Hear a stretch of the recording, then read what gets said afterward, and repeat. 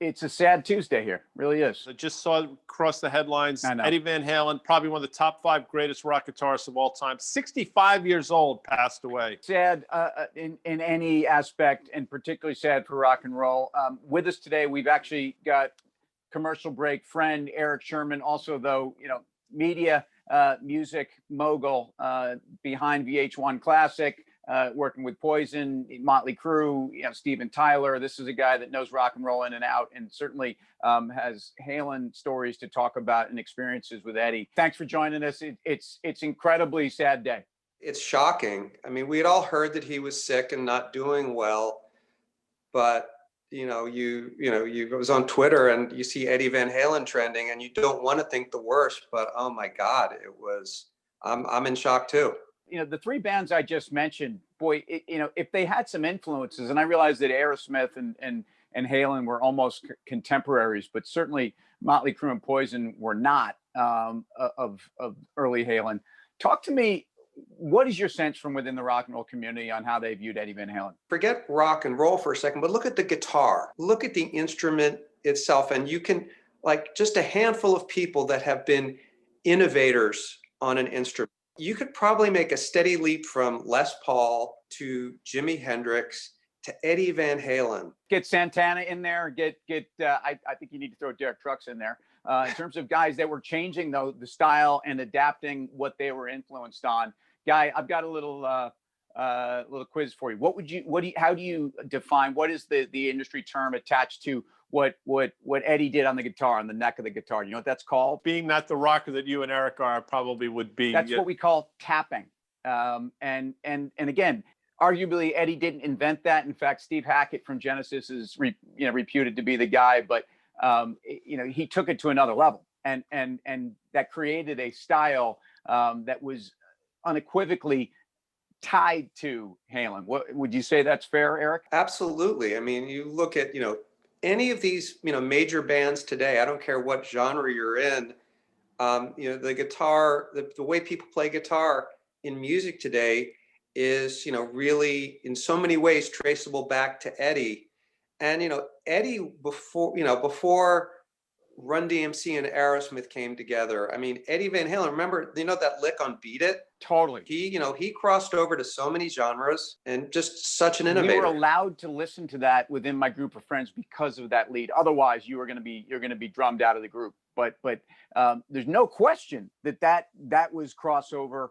There's no way to define what the style was of Van Halen, right? As a band, it's kind of like Zeppelin.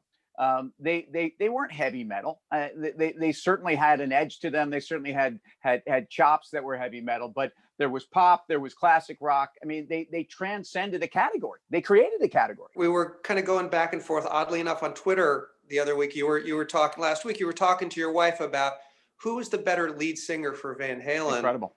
You said Dave. Your wife said Sammy. And I said, Sammy's a much better singer. Dave's a much better frontman. Right, that was two different bands. I mean, even though they started with Roth, they were actually more successful with Hagar from album sales. It's all a little eerie and strange that I was having this conversation on Twitter 2 days ago. We were driving out to the house, and my wife and I, look, if these are the kind of fights you get in, if these are your worst fights in marriage, and we were almost swinging as we're listening in the car. The kids are in the back. We're listening to, I think, it is it's Blocktober, by the way, gents. So you get, we're getting 4 or 5 tunes of Van Halen together, and we got some Van Hagar. I don't think we got any Gary Sharon, thank goodness, but it was Sammy versus David Lee, and I said, you got to be kidding me. And so I threw it out to the Twitter sphere, and this was an impassioned response by people. It's just sad that that is strangely coincidental and kind of sad. So Eric, what was the dynamic in the band, the original lineup? I mean, I'm sure you hung out with those guys or knew a little bit about it. I mean, there's so much been written, but somebody who's on the front line, so speak to what went on in those Van Halen days with David Lee, the Van Halen brothers, and Michael Anthony. It was really 3 different camps. There were the Van Halen brothers. Michael Anthony was doing his thing, great bass player, great background singer, and there was Roth. And I don't think their visions ever kind of aligned. I think when Hagar came in the group, there was much more of an alignment, and just as far as musical styles. And remember, Sammy Hagar took some guitar pressure off Eddie Van Halen in the sense Eddie wanted to explore keyboards, Eddie wanted to do so much. But look, the original Van Halen imploded because if you look at David Lee Roth's first thing after he left Van Halen was California Girls, that cover. And a movie Crazy for the Heat. He was, much more of a showman, is much more of a showman than a rocker, where Sammy Hagar is just a rock guy. Although Yankee Rose was such a bad Halen ripoff, and Stevie Vai's a great guitarist, but I memean, it was like, what are we listening to? It totally was a ripoff of Halen, but we'll save that for another day. But I think the influence, and again, think about the world that Halen came out of, and talk about this, Eric, the Sunset Strip in the mid 70s, and really Van Halen didn't really break through till 77 or so. What were these guys like? What was the scene like? It was before the big hair explosion of the 80s. I bet you had big hair because you got great hair now. I never had the big hair. I was a suit at Viacom before they let me become cool. So are you disappointed you never had hair? Because I think in hindsight we all wish we had teased it a little bit more.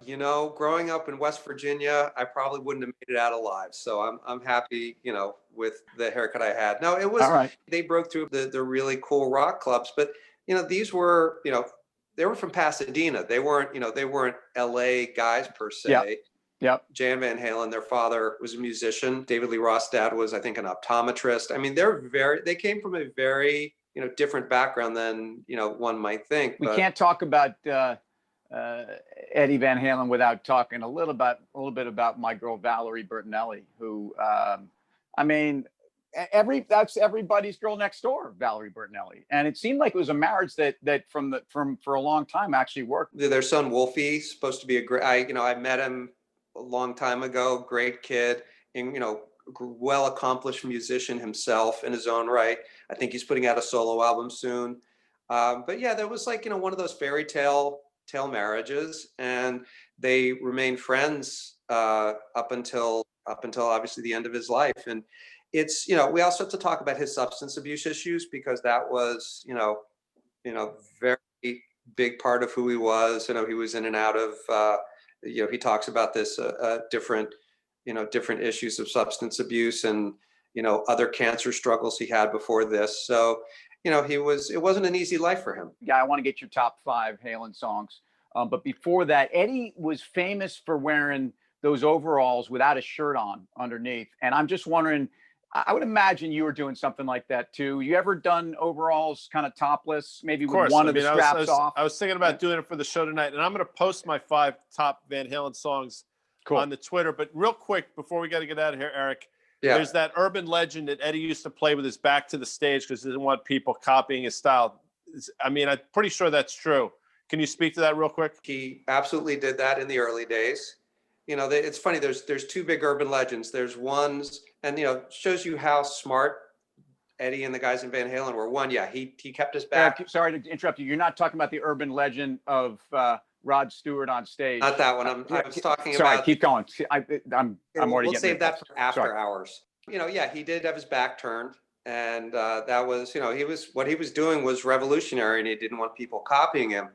The other thing was, he was such a perfectionist about the stage show and the technology and everything, and it had to be right. We've all heard the story of the brown M&Ms, the story of, or maybe you haven't. There's the story that backstage there was supposed to be a bowl of M&Ms in their dressing room with all the brown ones picked out. And people think that was just them being jerks, but they put it in there so they knew the promoter read through the rider and made sure that they had everything that they needed, because if they walked in and there were brown M&Ms in the bowl, they know they didn't read it. So everything they needed to go out and do a great show might not be there. Guy's contract for commercial break is he needs to have a soy latte backstage. So I still haven't gotten it, so it's clear you haven't read it. We got to get out of here, Tim, but we should get Eric back on, and maybe we can do a longer version of this, because I think it's worth talking about the life and times of Van Halen and Eddie Van Halen. Tune into the podcast on Spotify and Apple Podcasts, and we'll get into this. We'll get our top 5s. Eric Sherman, thanks a lot. Sad day. We'll talk to you soon.